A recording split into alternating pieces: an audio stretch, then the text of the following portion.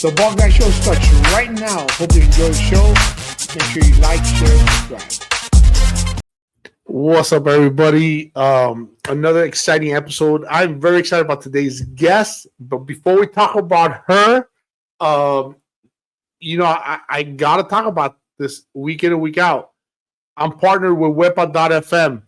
It is your official bilingual internet radio station. Doesn't matter if you like disco, if you like old school hip hop, if you like reggaeton, if you like Spanish with salsa, merengue, whatever it is you like, they got you. And I am partnered with them. This is the Ball Guy Show featured on Wepa.fm. I am on YouTube, but this is featured on Wepa.fm. Download Wepa.fm today after this episode. Don't miss the episode. Don't go anywhere. Download it after the episode. Also, I want to talk about my boy, Calling Over Comfort. It is everything stronghold wax for your mustache, for your beard. He is a firefighter in Florida. My boy, Cesar Prada Jr. He's a brother in Christ. I had him on the show earlier this season. Make sure you check out his information, get his products. If you have a stash, if you have a beard, if you're trying to get it nice and shiny, get his products. His information is going to be on the in the description of this episode. All right. Now, before I bring on this next guest, let's take a look at her. All right. Let's take a look at a quick from her from Instagram page. Look at her. Look at her. Practice. She's shortcuts. No mercy on weakness. Forge and discipline. Built to outlast doubt.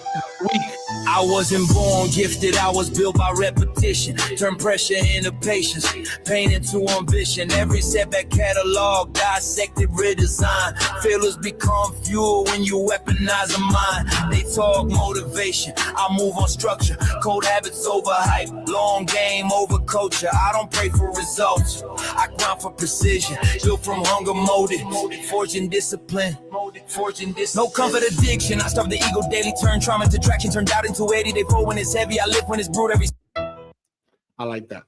Consistency is key. I like that. All right, let's bring her on. The one and only Crystal, the lovely Van Wyk. How are you? Hello, I'm good, thank you. And you? I'm doing excellent. I'm so happy to have you on. Thank you for having me on. Of course, my pleasure. I believe that is your husband you're training with, right? Yes, my husband is my coach. Although I started training at a new gym, and I have a couple of new coaches as well. But yeah, I have a whole new team, and my husband, he's the one that coached me from scratch, though, from day one. Yeah. All right, cool. And we are going to get to that. But for those meeting you for the first time, who is Crystal, the lovely Van Wyk, outside of fighting? Okay, well, I'm just a girl that loves Jesus. I used to dance my whole life. Ooh. I used to dance my whole life, and I love animals and people, and yeah, I just love living life, and I'm not afraid to take risks. I've got a lot of courage because I've been through quite a lot, and yes, I'm just an average girl that tries to do things. The very first thing you said, you're an unapologetic Christian. You love Jesus Christ, and I love it. I do too. Yeah.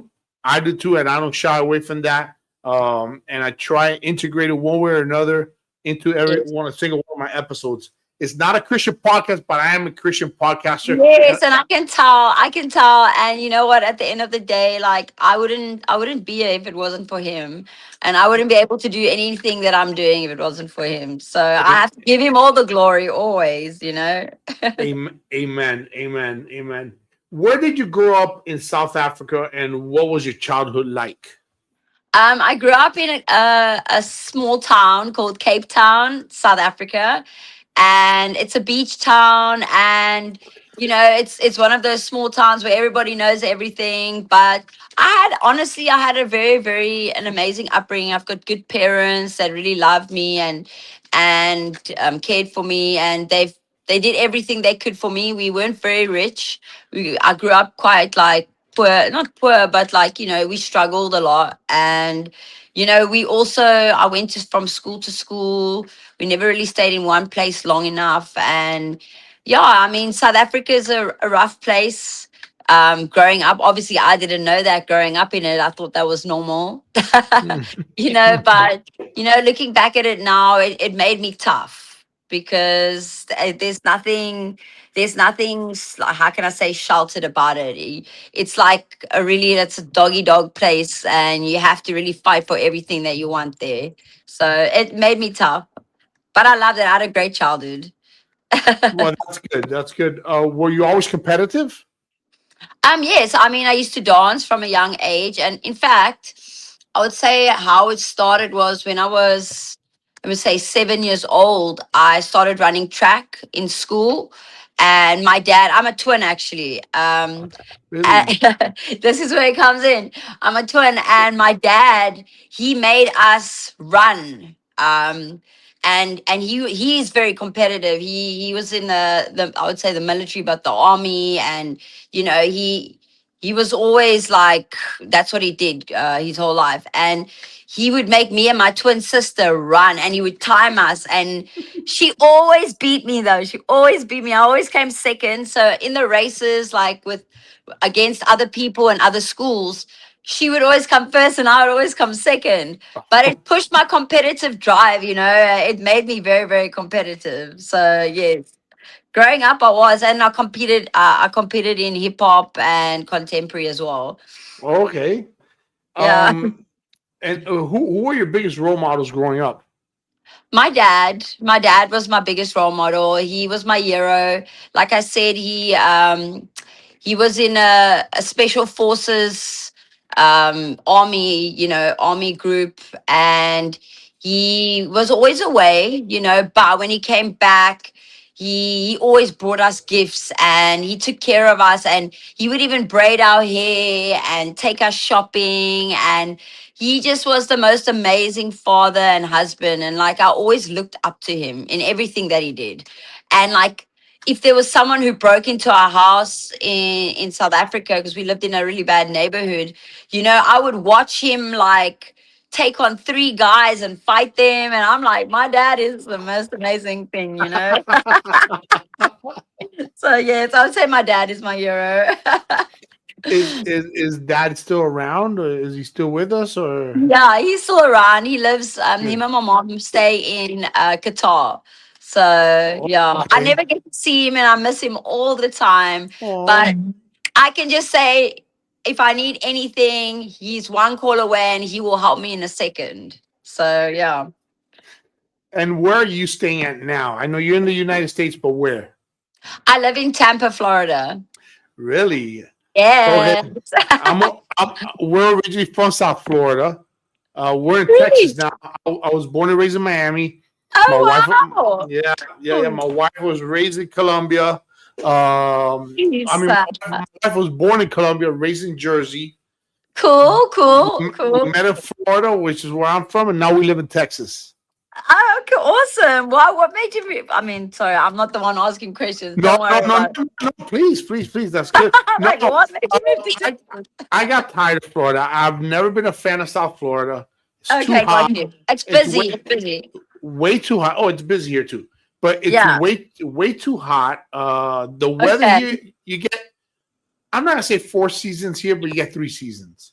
Okay. I know. I You get get- that. South Africa. That makes sense. So at least you get a bit of cold. You get a little hot, and you have a bit of everything. So you have a break.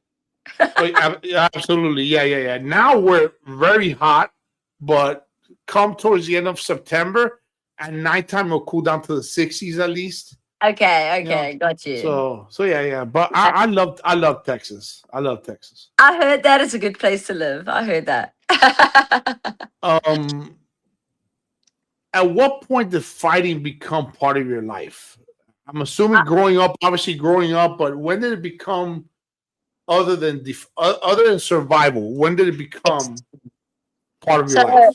so obviously, how I knew, okay, I'm going to take it a little step back. How I knew I had fighter in me is like when I was, I'd say my first year of high school. And even though I have a twin sister, she had her own group of friends, and she kind of hung out with a different crowd to what I would hang out.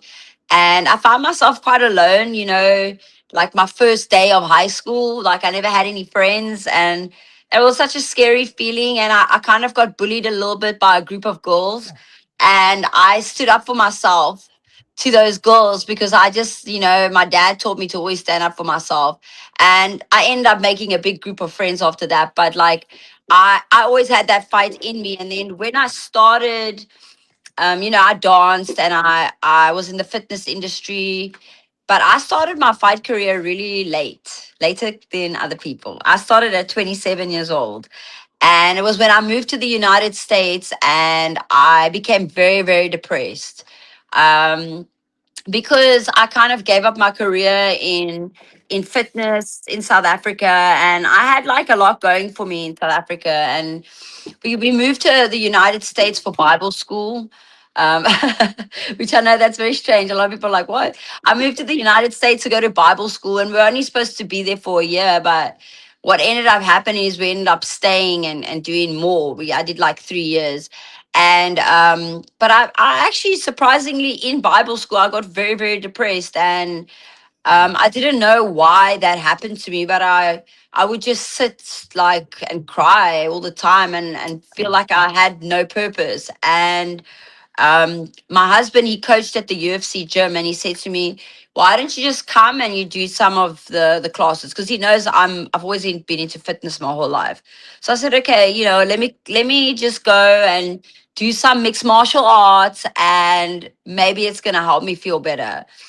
And I did it. And the guys, they were like, "Crystal, you're really good. Why don't you like compete or whatever?" And I'm like, compete? I mean, I'm a dancer. Why would I compete? But then I was like, you know what? I'll do it. Why not? Like, just for fun. I'll do a BJJ match, and the rest was history. I got hooked. I loved it. It That's did help. good. I got out Uh, of my depression. so that did help. Okay, so um, but then moving from what I do before we get into that, Yeah. what Bible school did you go to? I went to Morningstar. I don't know if you know Morningstar Yeah, University. yeah, I've been Yeah, to Morningstar. Yes. I did Morningstar University, and I did about 3 years. And they even had a program called Special Forces Program. And it's like where they take you into the woods to survive for like 3 days, with no supplies. And they teach you how to get fresh water. And like I literally slept on the ground, on the rocks, and like, no food for like 3 days, that kind of thing. And I think that made me strong mentally, and it was good. It was really good. Um, and looking back, what do you wish people understand about what you were experiencing under depression? You know what? A lot of people go through depression, and a lot of people don't like to talk about it. And there are people that don't understand it. There are people that, surprisingly, there are people that don't go through depression, but a majority of people do go through it, and they don't like to talk about it. And it's such a difficult thing to talk about, because when you're depressed, you don't really want to talk to people. You don't want to talk about it. You kind of just want to isolate yourself, and not really do anything. I can't explain it. And what I would say is not to isolate yourself when you're feeling that way, to get into a gym and just train. Mixed martial arts is like, I would say, the best medicine. I didn't, people say go on medication, do this, do that. I didn't need medication. All I needed was to go into the gym and start hitting the bag, start doing some training with other people. And I promise you, you walk out there and naturally, scientifically, your body releases all those endorphins, right? And that's just the science part. And then obviously the spiritual part, and the other part is what it really like makes you feel like, okay, there is a reason to live. There is a reason to live. There is a reason not to feel down, and that you can climb out of the darkness that you are in when you're feeling that way. But it takes a lot of self control, a lot of digging deep and seeking God. If I'm being really honest, yeah. Amen to that. Amen. Yeah. What what can family members do, or how can family members best support someone battling depression? That's a difficult one. I think that like for me personally, my family members that I've had, like, I have a very close family, very, very close knit family, but we've been through our stuff. I've had my family cut me off many, many times, only because they really didn't understand what I was going through. And when I would go through depression, they would like just expect me. And I think that my family didn't go through the depression that I've gone through. My sisters didn't really struggle with it like I've struggled with it at all. So they didn't have that understanding. And I would say that just to be there and encourage, your brother, your sister, your mother, whoever it is, encourage that person to get out the house.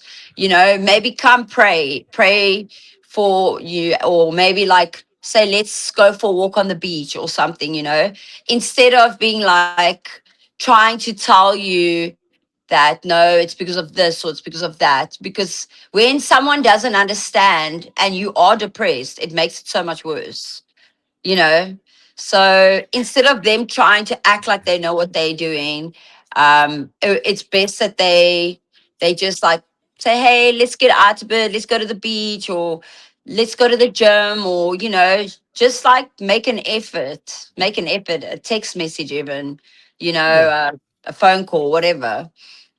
yeah. And for those of you watching, if you are suffering from depression, you're not alone. Please, Yeah. you're not alone. Please understand you're not alone. That's why one of the reasons why I'm pressing on these questions is because depression, anxiety, Crystal, is something that's very near and dear to my heart. And Yes, me too. anybody suffering from depression, anxiety, it's so important that they know that they're not alone. And uh, Yes. if you know That's somebody suffering, yes. reach out to somebody. Reach out. Reach out. Yeah, yeah, It yeah, yeah. takes one. It honestly, it takes one person. It takes one message. It just takes one thing. Like I remember when I would go through it, and I've gone through it quite a lot. I'm not gonna lie to you. It happens. And it would take one person to send me something kind, and maybe they don't even know that I'm going through the depression, and it send me one thing that makes me feel like, okay, somebody cares. So that's good. Yeah, yeah, yeah. And last question on this, That's unless all. if you could go back and speak to that Crystal who was at her lowest point, what would you say? I actually get asked this question quite a lot. And Really? yeah, I actually get asked Yeah. this question quite a lot, surprisingly. Um, and it's a good question. It's a good question. But like I would go to that crystal. I would go to that crystal and tell her she's beautiful, she's enough, um, that she can do it despite all odds, all the obstacles, to no matter how many times you fall there, you will get back up and you will succeed. And that no matter what, you will accomplish everything that your heart sets out to be. And that there is a destiny and a purpose for that person. Crystal, there's a destiny and a purpose out there for you. Do not quit. Do not quit until you're there. That's what I would tell her. That's good. What was the biggest culture shock when you first arrived to the United States? Wow, the people and the food. I'll tell you why. The people are great. I love American people. This is my home. I'm here forever. I'm never leaving Thank again. you. Thank you. But like, I'm not gonna lie, there's like major culture differences. Like, people love the accent. Of course, they always say, "Oh, I love the accent and this and that." But I actually struggle to make friends here. Um, See, people tend to be very like friendly and everything, but like to actually make solid connections, I find that pretty tough. You know, it's a tough crowd. The females is a tough crowd out there. I don't know why. So I think that I think that was the hardest thing for me. And then the food, South African food is like next level amazing. I'm not gonna sit here and not brag about my food in South Africa because the food is top notch. And I like food. I cook. I'm a good cook.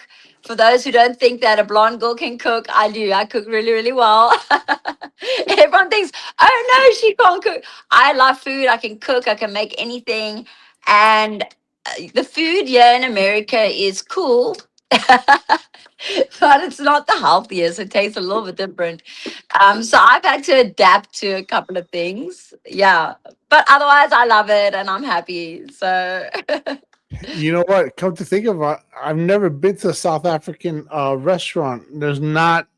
I there haven't seen. aren't And many. There are. There's one year actually, and I haven't even been really, myself. I am dying to go. I am gonna go. Maybe you this got. weekend. Yeah. You got me talking about food now. What and one well you touched on that. What were some of the biggest challenges you faced when you first arrived here besides not having a hard time making friends? Um, I would say, like obviously, let me think. What was the hardest? Obviously, I had to navigate the driving thing, but I did. It's because we were on the other side of the road and everything like that. I would say the little things, like having to get all your ducks in a row. America is very like everything needs to be. You can't go anywhere without your ID. Right. Like even if I go to a bar or anything like that, they ask you for your ID, and I'm like, but I'm like way over age. Why do I need that? Can't you tell?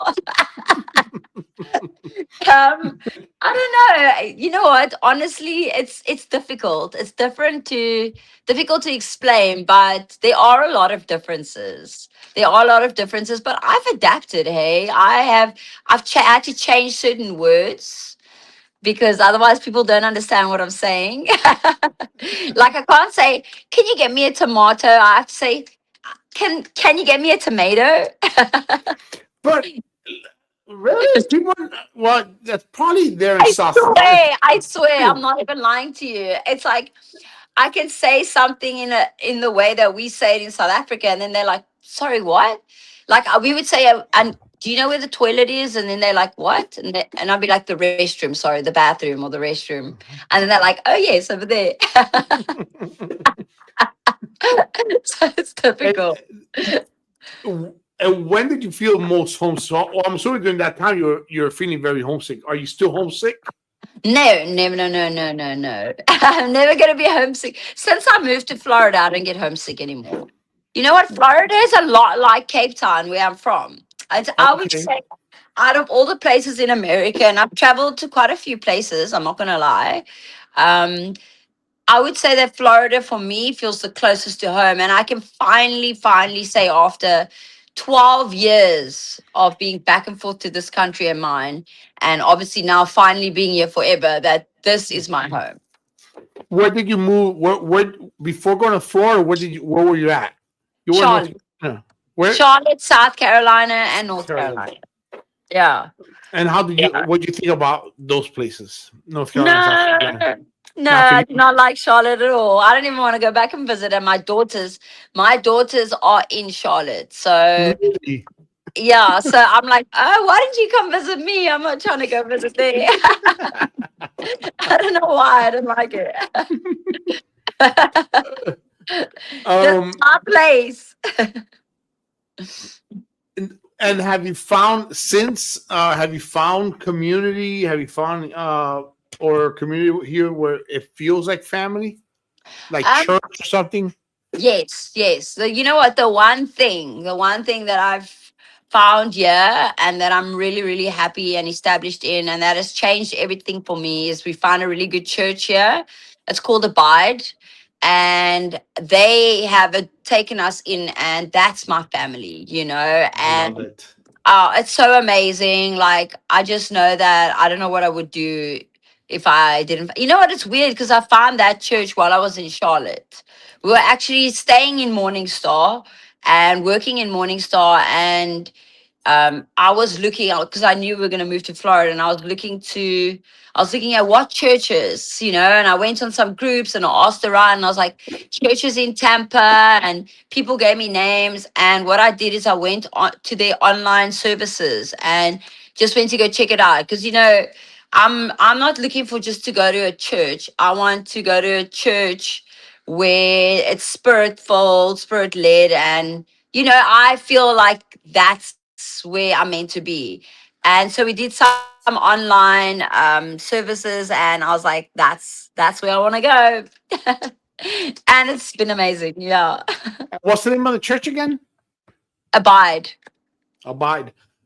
Yeah. Okay. What's the name of the pastor? Um, I don't know how to say his name actually. I don't know how to say his name. He's a Yeah, I have Spanish. heard of the church. He's You will. Spanish. He's Spanish, and he's so amazing. He's got the word is the worship. His wife is the worship leader as well, and it's just amazing. I'm trying to Cool. think. It's like on the top of my head now. My husband was around here, you would know because he's really good with stuff like that. But yeah, it was really really good church.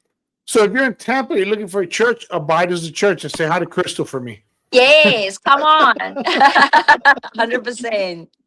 Are there traditions from South Africa? Well, besides the cooking, are there traditions from South Africa that you still keep in your home today? Um, Besides the cooking, this is a good one. Um, like for instance, you guys celebrate Thanksgiving and you guys eat certain foods. We will do the same, but we'll just make our foods, and even Okay.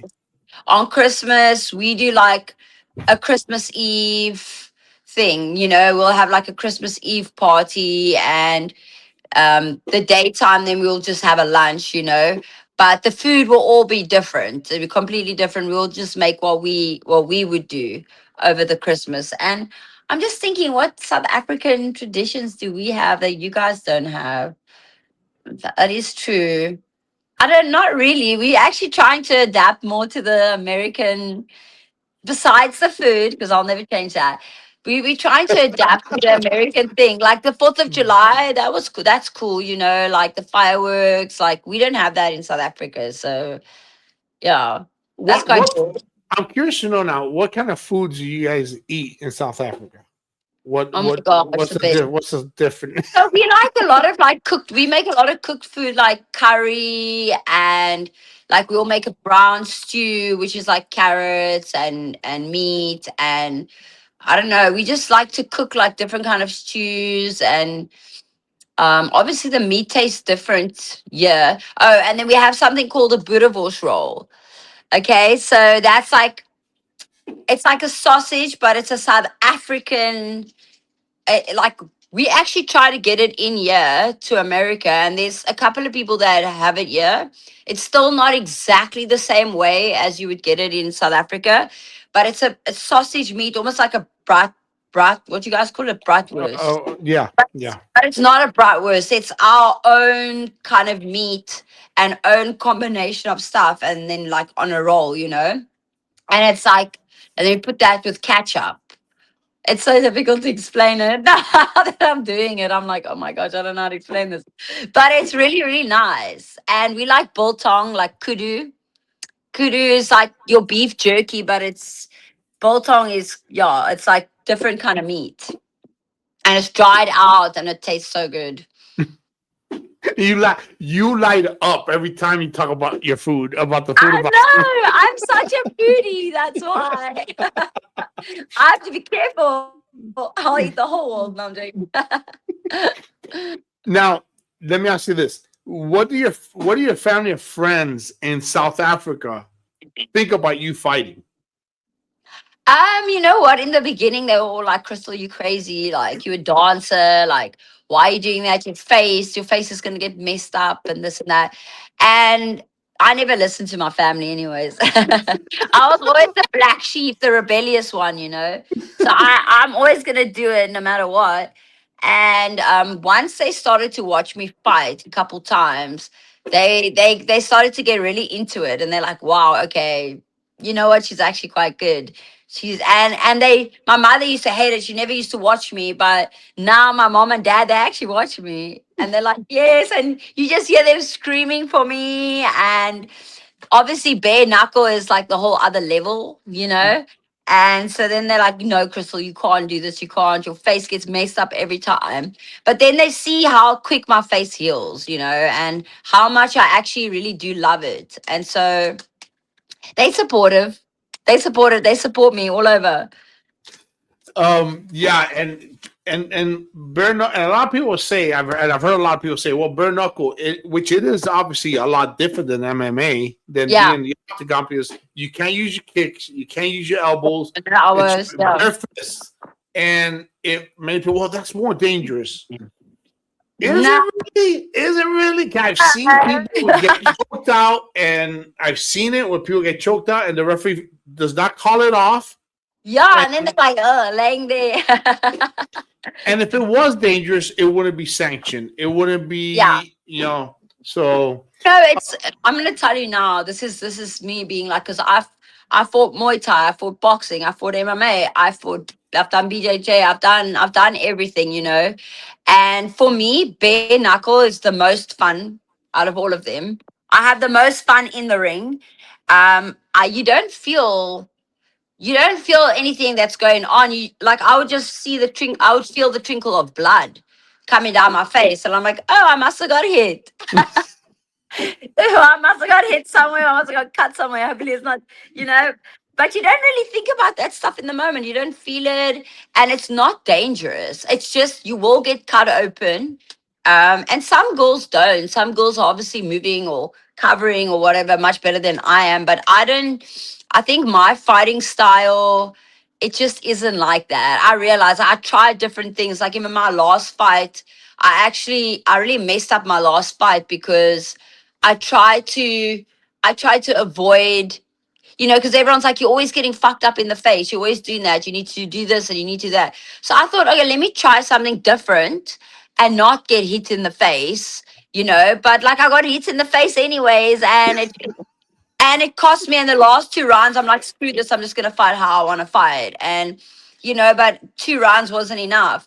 So I'm just gonna fight how I always fight, and I don't think bare knuckle is dangerous at all. I don't get tired. It's so much fun. It's the best. well, and there's a reason why it's only 2 minutes per And round.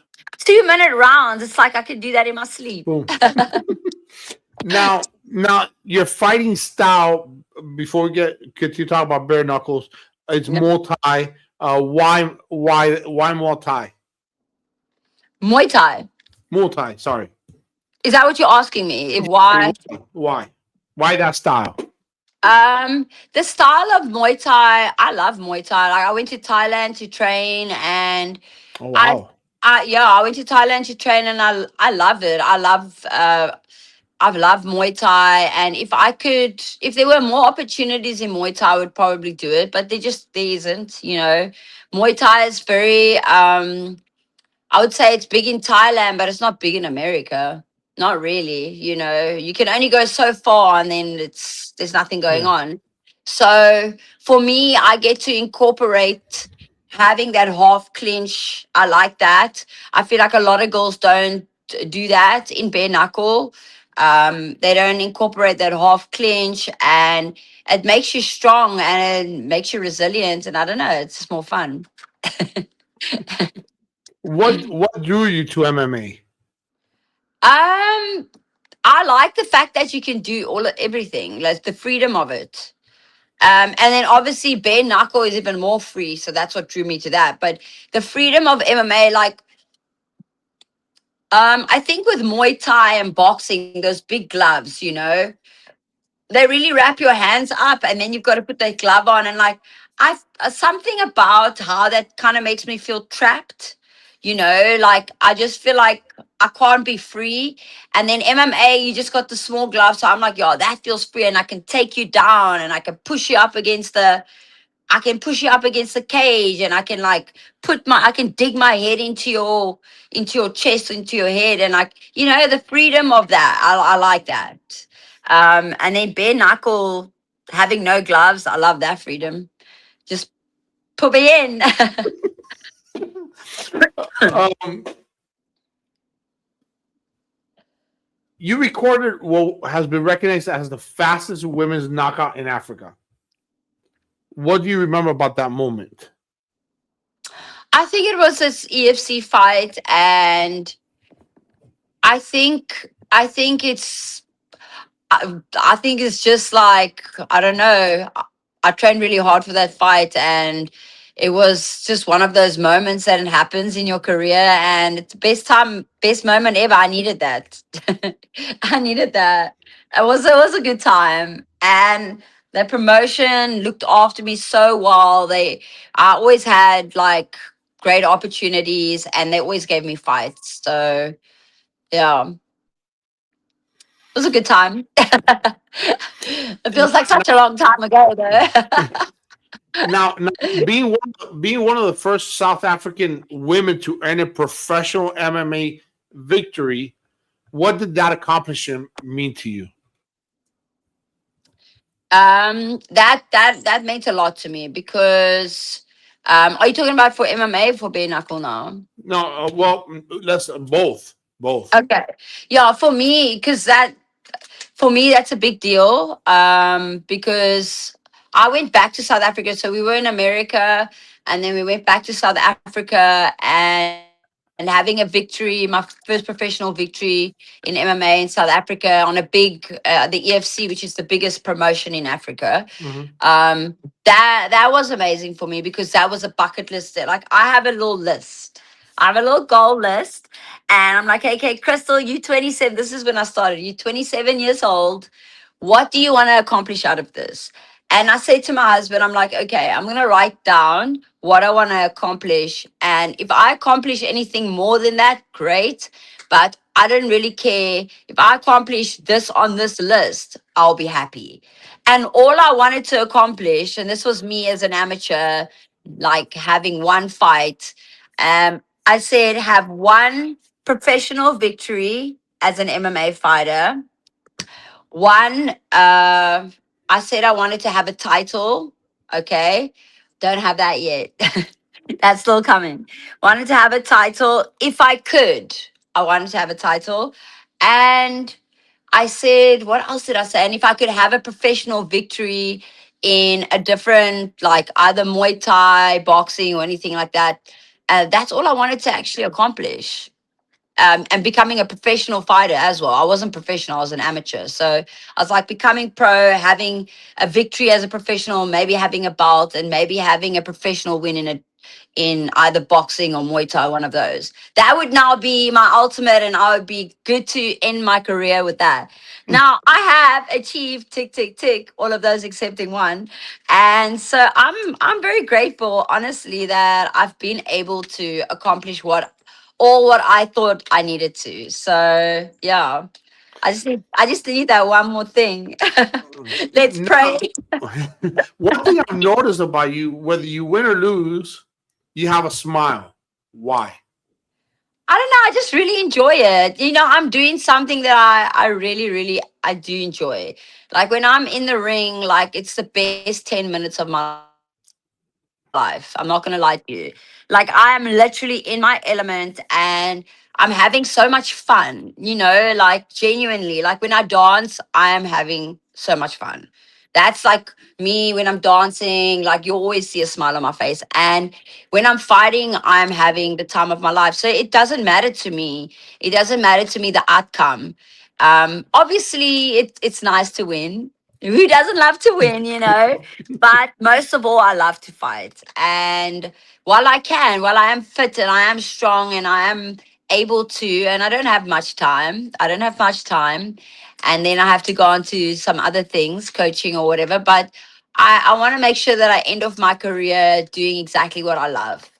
and I am. So yeah, what more could a girl want? What was your reaction when BKFC called? You know what? I was in South Africa actually at the time, and it was one of the reasons I moved to America again. Yeah, I said I'm not going to do it. I'm not going to move back. I'm done. I love Cape Town. I'm happy here finally. I actually went back. We actually went back to. I went back to restore my marriage. My marriage was in shambles. Oh, Yeah, and it happens. We were yeah. separated a couple of times, and um, I went back and I thought, whenever I'm in South Africa, my marriage is like good. I don't know why.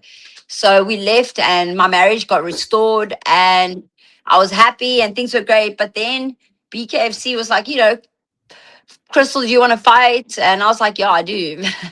But I kind of need to be there. So because they were gonna have a fight in Africa, but we knew that wasn't gonna happen because it was taking so long. So me and my husband, we discussed, we're like, okay, we're gonna take this risk. This is a big risk again.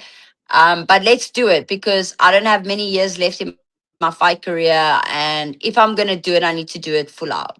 So we decided to put it all on the line and move back here with our three pets. I had two dogs and a cat. Wait, one dog, no, two dogs and two cats at the time. So four animals.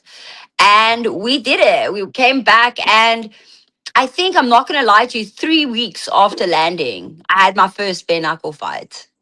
Wow. Best day of my life, best night of my life. I won. And what surprised you the most about that first bare knuckle fight? You know what? I think I was really nervous. I'm not gonna lie to you because it's the unknown. You don't know what bare knuckles gonna feel like. I mean, you look at it and it looks so brutal, right? So I'm like, man, am I gonna be able to? I know I'm a tough cookie, but like, I wonder what that's gonna feel like. But what surprised me the most is that, like, I was like, this is not that bad. This is actually a lot of fun. And that first punch landing, I was like, this is freaking awesome. I loved every freaking moment of it. I was in it like nothing like ever before. And I got hooked, hey. I got hooked to being like, I was like, this is what I want to do. So yeah. Um, how much did you have to adjust to your style since you can no longer rely on kicks, your knees, elbows, submissions, like we spoke earlier? Hey, Kitty, so cute. Okay, Whiskey. I had to adjust a lot. I had to adjust a lot. I started boxing at a school in South Africa before I came, knowing that I was going to do bare knuckle. I went to an old school boxing gym called King's Boxing Gym, a really, really good boxing gym. And I was like, this boxing thing is no games. We don't play boxing. Boxing is a whole other art, and it needs to be mastered in a different way. And bare knuckle boxing is not boxing. Let me just tell you that. It's a little bit of it's everything. You gotta have, but I had the MMA, I've got the Muay Thai, so I just needed to get the boxing thing down. And I've had to adapt a lot to the bare knuckle style. I think when I came in, I had the right recipe. But then I think in the last 2 years, not now, I would say, like, when I moved to Florida, I kind of tried to adjust it too much to the boxing style. And I think it cost me. That's why I lost. It cost me because I wasn't now using the tools that I had from the other martial arts as much. And I realized that I can't now just do boxing. I've got to get Mhm. back into mixing it up a little bit with a little bit of the clinch and a little bit of, making it a little bit more messy as well. So I am at a new school right now, and we are working. It's a boxing school, and it's Flowers Boxing. They're really, really good. They have a lot of champions and people coming out of that gym. And I've got two girls that I'm sparring with, and they killers. They mess me up every sparring. We spar every week, and it's good though. It's good. I'm like, okay, Crystal, this is where you need to be, where the pressure is hot. And so I think that you're going to see a new improved version of me in my next fight. 100%. Your current record is 2-3. Yeah. What have those victories and defeats taught you about yourself? And while the victories didn't teach me anything, I'm going to be honest. What the victories did is it made me hungry to win. Okay, that's all. The victories made me hungry to win. The victories showed me how much I enjoy bare knuckle. The defeats is where it's really molded me and taught me. My first loss was to the girl that just fought for the title now, Dr. Sarah Shaw. I took that fight on a 2 weeks notice, and like I'm fighting in the strawweight division, but I'm not a strawweight fighter. I usually fight at 110 lbs. I used to fight at 105 lbs. So now I'm fighting at 115, and you've got girls that have come from the 125 division to fight in the 115 division. So I'm fighting two weight divisions above me when I'm fighting Yeah. these girls in bare knuckle. These girls are all naturally bigger than me, taller than me. So I have to work extra hard to come out with a victory, especially with the girls that are on top.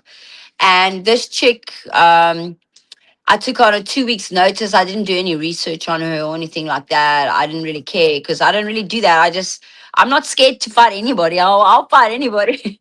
But that's a kind of a problem too, where my coach is like, Crystal, you can't just say you want to fight anybody. We got to be smart about it because it's not even your weight division.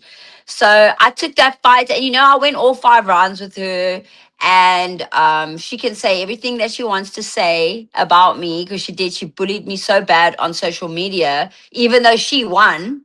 That I realized that there's something. I don't know why this girl hates me so much. I didn't do anything wrong. I was respectful. I was like, congratulations. But it made me go Mhm. back, and it made me like really push harder.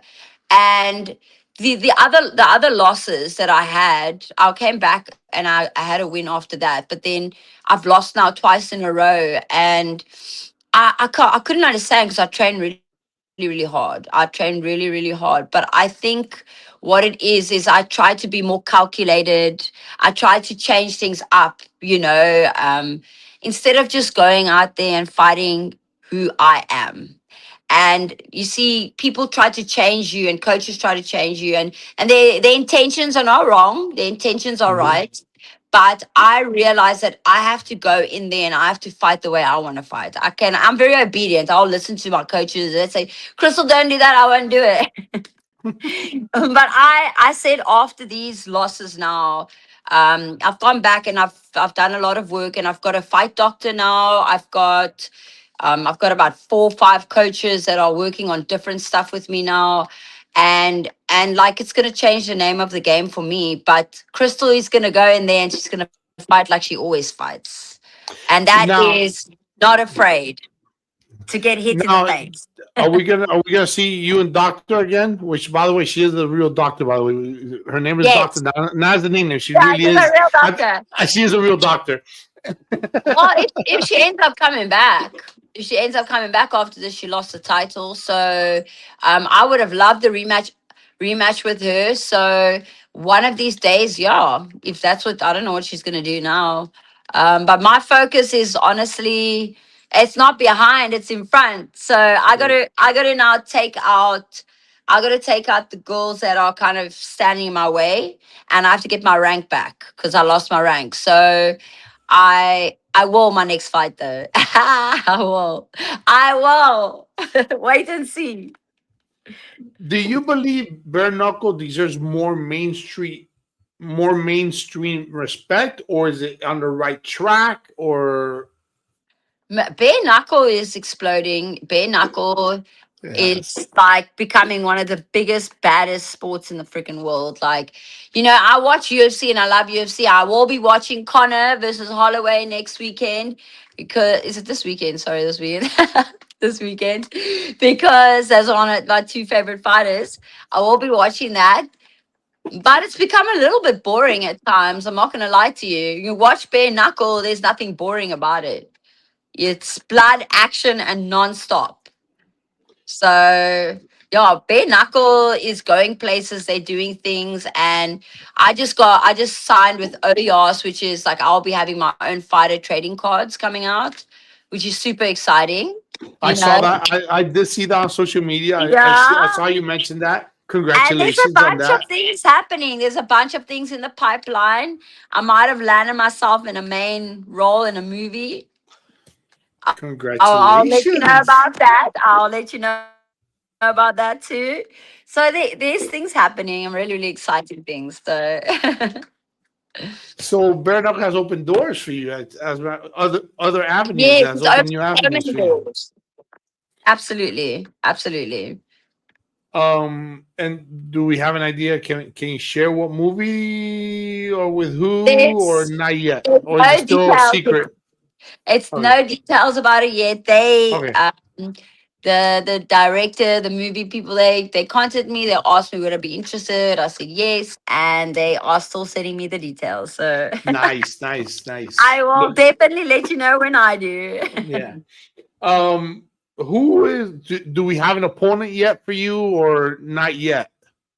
So my next fight will be in October. I think I don't know if it's 25th of October. OCC, the last place I fought here in Tampa, it will be Clearwater. So Florida. So I'll be fighting there in October. The opponents, I don't know. It could be there could be one of several people. I've fought a lot of the girls. There's still a couple of chicks I need to fight. And so it could be my friend. I might have to fight my friend. That's been in the works for a long time. And we were supposed to fight so many times and it just didn't happen. Now it seems like it might happen. Her name's Lady Major Galactica. And we always together at the Hollywood shows, and she's one of my closest friends. I love her to bits and pieces, and she's a badass. And I know me and her, we're gonna fight because we both want to win. So it's all business in there. And when we're done, we'll be best friends again. Is It there could be is there her, but it could be one of a couple of other people too. So it depends who they decide. is there a dream opponent you'd like to face, or is there someone particularly you're targeting, No, not or actually, to whoever be they give you? honest. Yeah, whoever they give me, I honestly at this point, like, it doesn't matter anymore. It doesn't matter anymore. I just wanna go in there and fight. Like I don't have much time left, so I need to get that in there, get that in there. And yeah, like I definitely still want to do an MMA fight before I end my career. And yeah, with BKFC, ultimately, at some point towards the end of my career, I will definitely fight for the title. And Britain's my friend too. I love her so much. And she's a badass and she's got a lot of experience. But I won't fight her. I will first fight a couple of girls before I face her, because she's a badass bitch. Britain knocked some chick's tooth out, and when I saw that Oh, fight, Paige Van that Zandt. I would and the love to girl fight and the Paige girl Van at the end Zandt. missing That's what I'm fighting. She's missing OnlyFans. her teeth and everything. She's smiling. Ah, it's such a good time. I go, She's so oh my cool. god. She's so cool. Britain, I really look up to her in so many ways. Like, she's such an inspiration to me. She's such an inspiration. Or, like, even this weekend, her last fight now, you know, I say to her, girl, you got this. You are the champ. And she did it. And she showed everybody once again, like she always does. So she inspires me a lot. There was a lot of smack, a lot of talking, smack talking Oh between my her God. and Doctor I going back and know, forth. but that girl, like I told you, she bullied me on social media, so I knew that was gonna happen.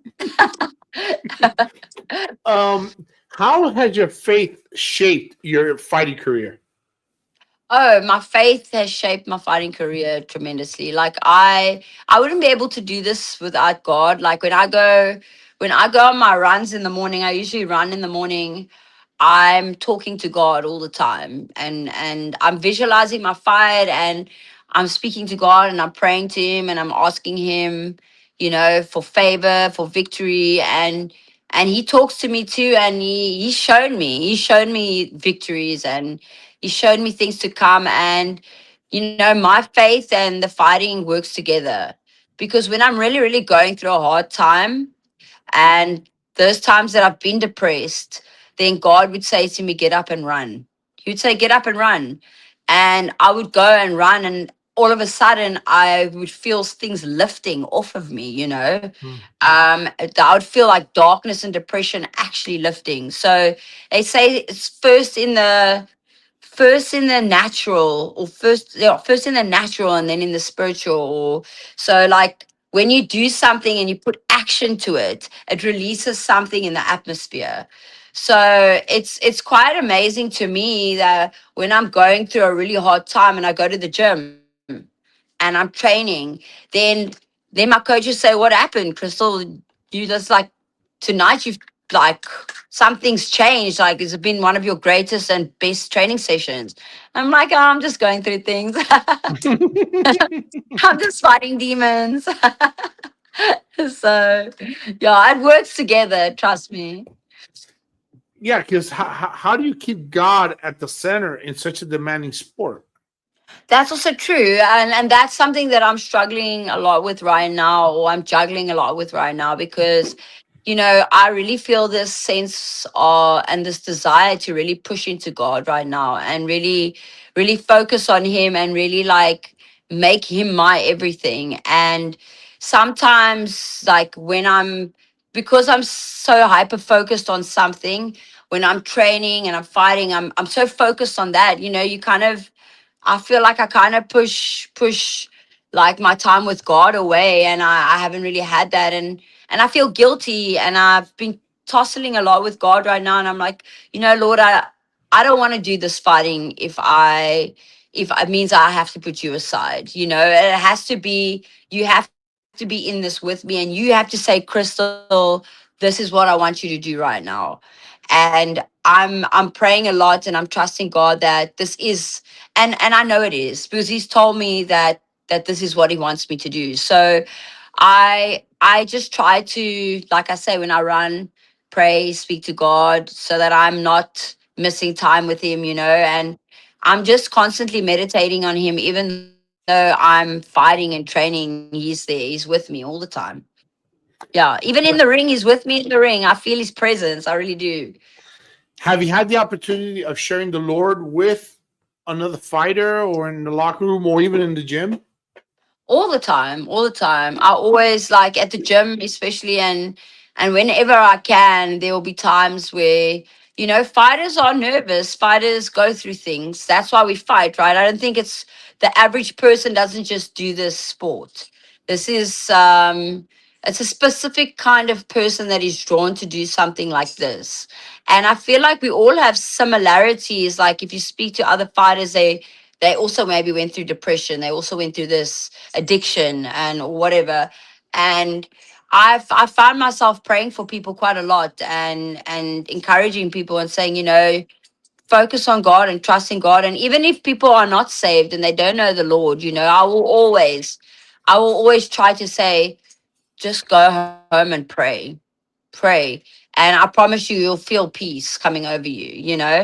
And so, yeah, I do have opportunity to minister to other people, and I would like to do that more. Honestly, that's my heart. So That is why God has you still in the sport. That's why He told you, maybe, this is where I want you. maybe. No, it's very important that wherever you're at, if you're a Christian, fellow Christians, fellow brother and sister, wherever you're at, you have the opportunity to pray with somebody, make a difference in somebody's life, Yes, even if it's for that absolutely. moment. Yes. I have this coach that prays with me every week as well. One of my coaches, my new coaches at the gym in Flowers. He every morning he messages me, encourages, he prays with me, he checks in on me, and I'm like, man, that's so awesome, God. Like, you got me. Your husband, we spoke at the beginning. Your husband is also part of your training part. Well, he was a training partner. Now he's part of your coaches, along with Yes, other coaches. yeah. What's that dynamic like? working with You your know, husband? in the beginning, it was really hard. We used to fight quite a lot. And no, honestly, I'm not even lying. It's like we used to fight so much because obviously he really believes in me. I don't think he would want me to do this unless he really, really believed in me. And Mm. there would be times that maybe I wouldn't take instruction as well from him, and we would get into an argument, and then we would have to spar, and we would have to spar, and I would go for him. I would go for him. I don't know why that like thing would push me, and then he would go for me back, and we'll settle it right there and then. And sometimes I would have tears. I would have tears. I would cry afterwards, and then he'd be like, holding me and comforting me, and that's just how it is sometimes. But he is like, I wouldn't be able to do this without him. He has been in my corner every fight. He has taken me through the hardest and the best moments of my fight career, and the dynamic of it is hard, but at the same time it's everything for me. I just wouldn't be able to do it without him. How do you separate gym life from home life?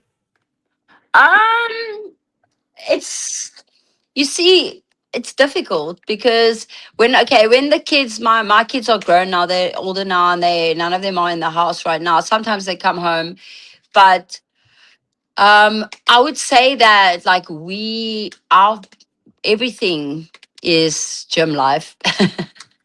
No, that sounds really bad. No, I'm joking. We do. What I do is on the weekends we take the dogs to the beach, or we'd like to go on the river now.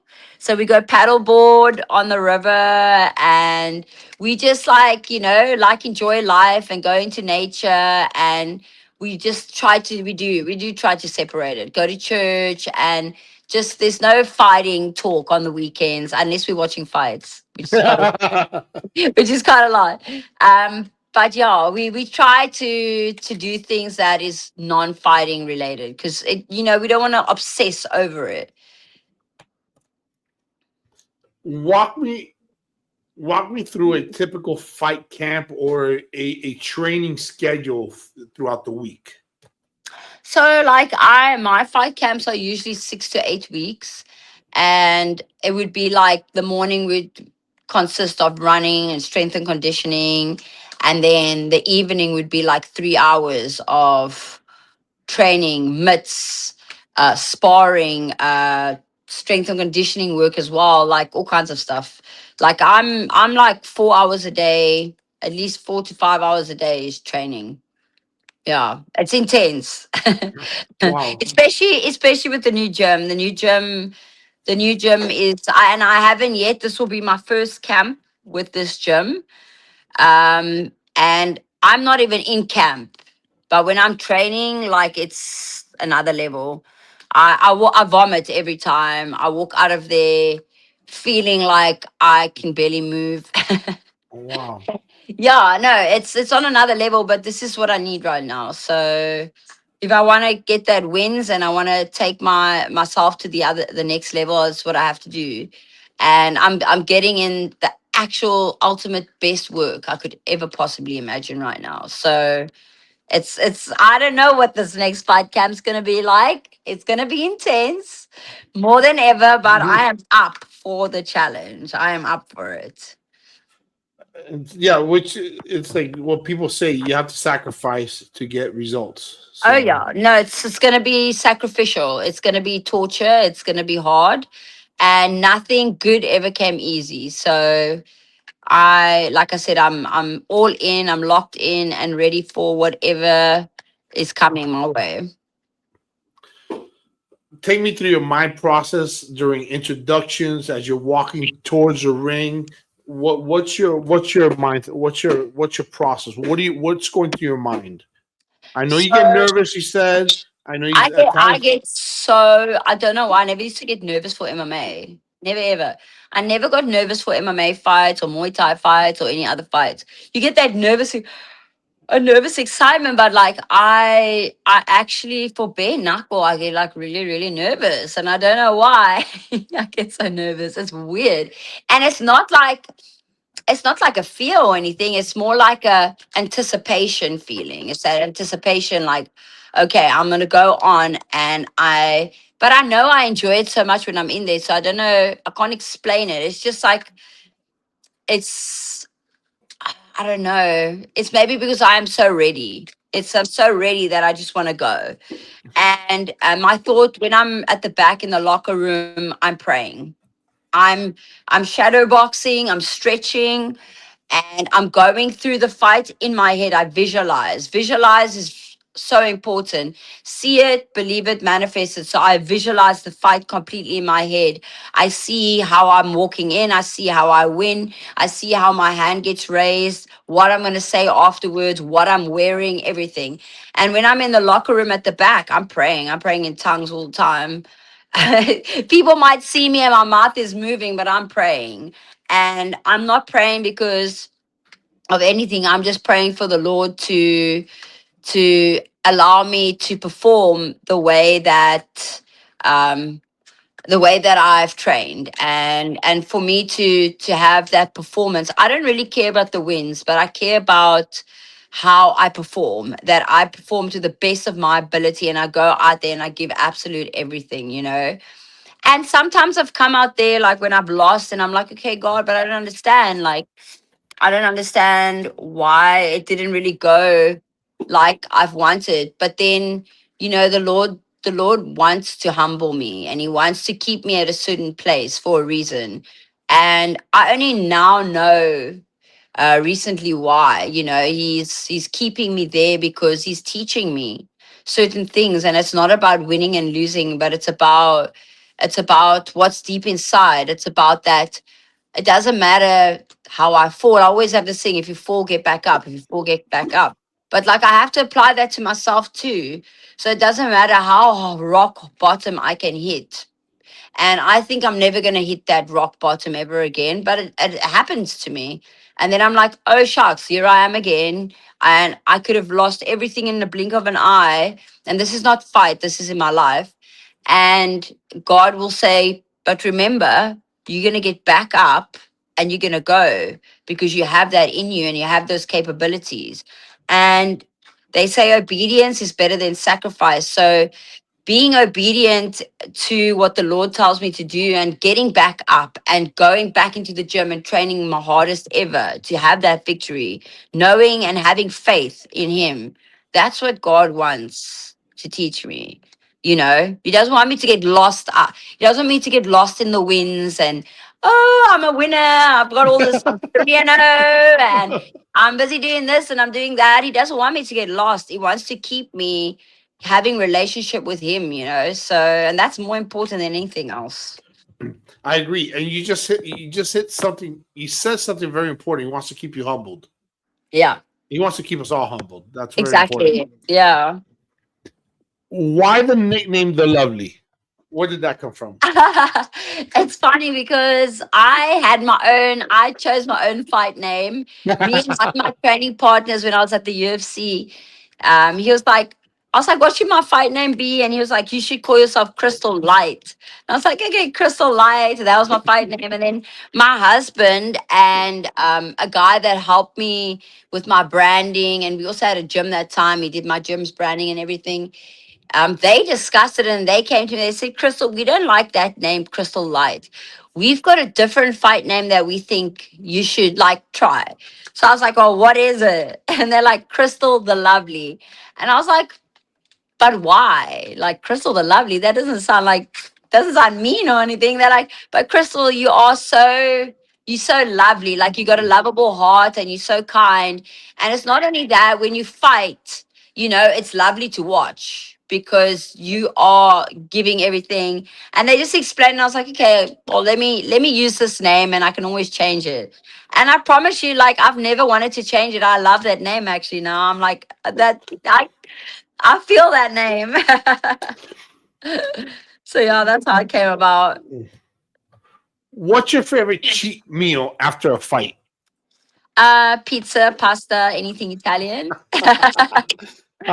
So you do eat things other than. I do. I am not the healthiest eater. I eat healthy only for when I'm on Yeah. fight camp because I need to train and have fuel. But otherwise, like you can take me to the pizza place, take me to the burger place, take me to all the nice places I'll eat. Favorite movie? What's your favorite Favorite movie? movie? Oh my gosh, this is so hard. Don't do that to me.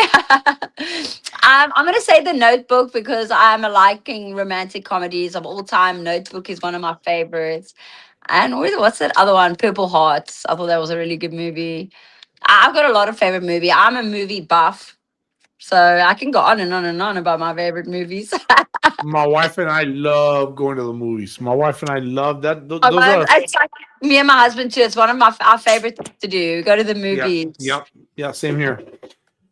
Favorite music while training. Oh, EDM, electronic dance music. It's got to be like a certain amount of beats per minute. And it kind of gets me going. And my husband's like, you know, when you have music on, you run fast. Because he used to, it's so funny. Years ago, when I started running, he used to run with me.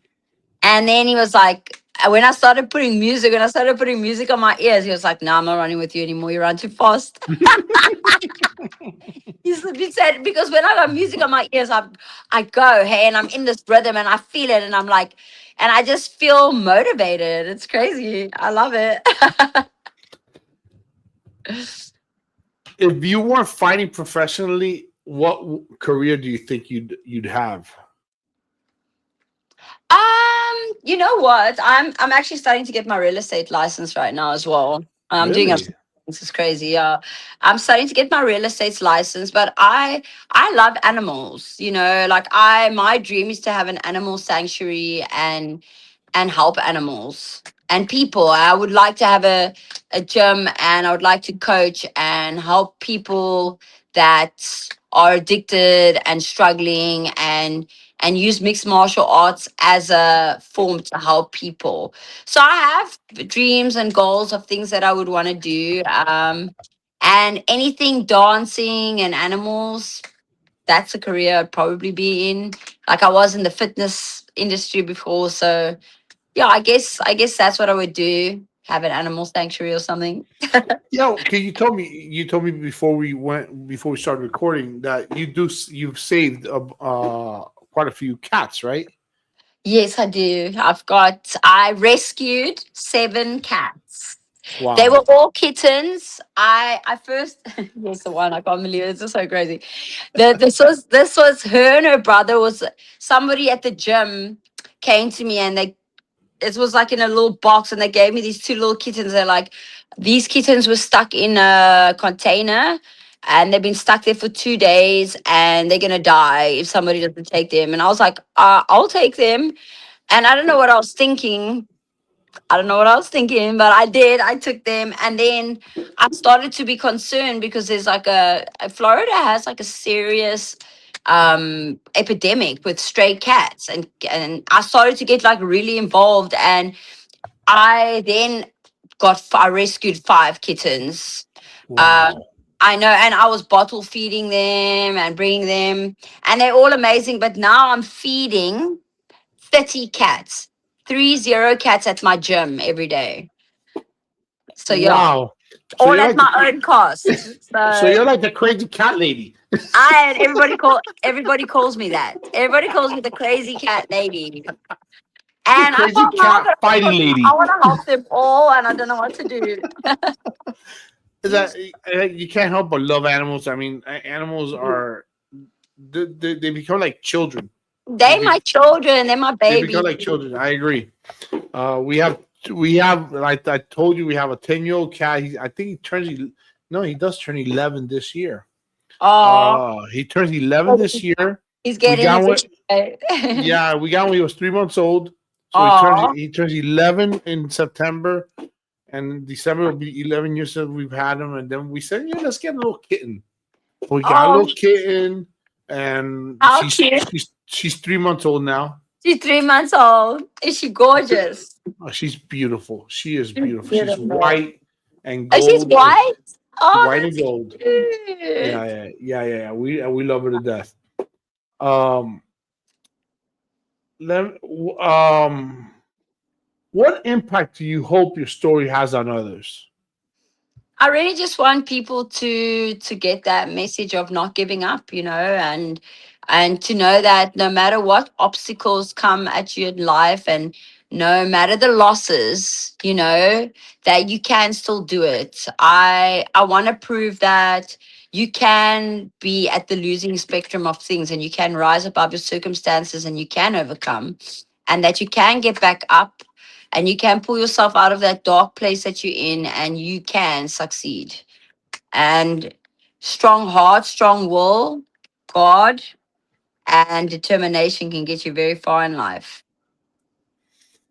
When your fighting career is over, what do you hope people remember most about Crystal the Lovely Van Wyk?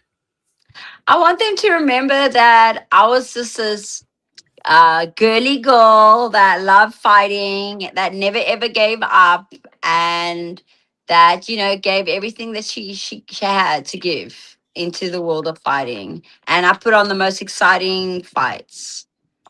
That's all. Where where can everyone follow you and support your career? You can follow me on Instagram, Crystal underscore VAN underscore WYK Vake, or Crystal Herbert Van Wyk on Facebook, on Threads, on TikTok. It's Chrissy Love 38, I think. Chrissy Love 38. And yeah, I'm sure you'll find me if you type in my name. I'm around. Well, all her information, all her links, and all that stuff is going to be on the description of this page. Anyways, Thank you. make sure you follow her. Make sure you support her. All Thank right, we're going you. to be seeing a lot from her. Yeah. Any last message to the viewers, to the fans?